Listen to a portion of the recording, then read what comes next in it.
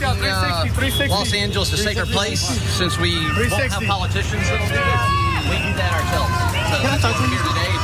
Okay, so that's a bunch of the mass deportation soldiers or whatever that Donald Trump is sending all of the country. But they showed up at that particular event for a very specific and very partisan reason. You see, Gavin Newsom was doing this announcement of his strategy for calling for this special vote in California that would potentially pave the way to changing up the electoral map to do some gerrymandering in response to what Texas and other states are doing. And so that guy in like full uniform shows up and says, we're here because we won't soon have politicians.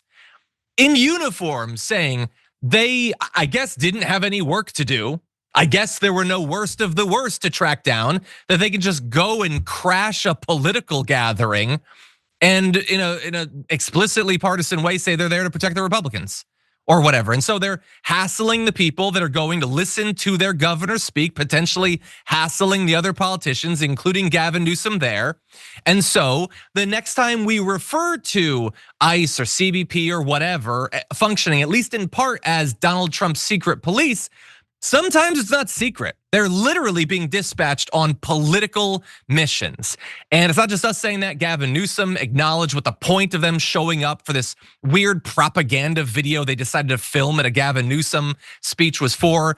He tweeted, "Border Patrol has showed up at our big, beautiful press conference. We will not be intimidated." Of course, continuing on with his Donald Trump impersonations on social media.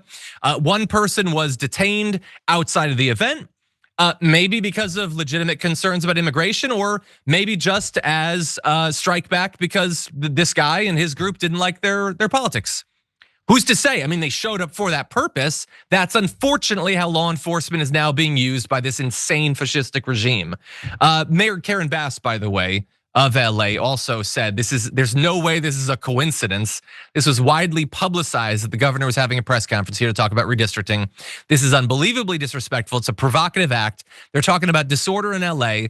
They are the source of that disorder. There was no danger here. There was no need to detain anyone here. And no, we're not having a talk about coincidence. The guy is being very clear that it wasn't a coincidence. But also, this is just what happens now. So, in a couple of years, President AOC, if she doesn't like, maybe like the Florida legislature's meeting to do something insane, she could just send soldiers there to crash their rally, maybe arrest some Republicans or whatever, because that is evidently what happens in America. And so conservatives, I'm sure, are eating it up today. They might soon come to feel differently about it. Brett, what do you think? My longest standing friend in the universe is a family is Cuban refugees, and they hate communists and they hate anything lefties do. And the reason that they hate what lefties do is because it ends up with the military or some kind of guerrilla force in the street rounding people up and taking their rights away and disappearing them. Yeah, I give you what Donald Trump's doing. He is trying to turn DC into the Vatican City circa 1245 AD, where it is the center of his empire, fiefdom, from which he rules a larger swath of the earth, spreading his own ideology that is bastardized from any text it might be based on, i.e. Make America Great Again. He is taking over cities with the military. What that proves is that he is weak. And what's worse is that guy's haircut in the video. What, do you do that on purpose? That is ridiculous.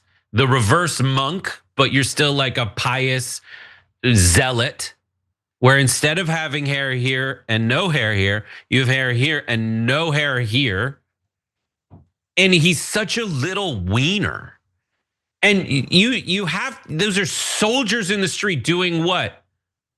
Rounding up the homeless? Mm-hmm. The poorest among us? Like, who are you? Is this who you wanted to be? Yeah. And it should be every American's worst nightmare when the king is sending the army into the cities to punish the poor. Yeah.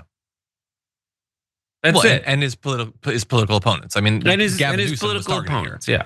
I mean, look, admittedly, he's also kind of my political opponent. But that said, I don't think the military should be dispatched against him.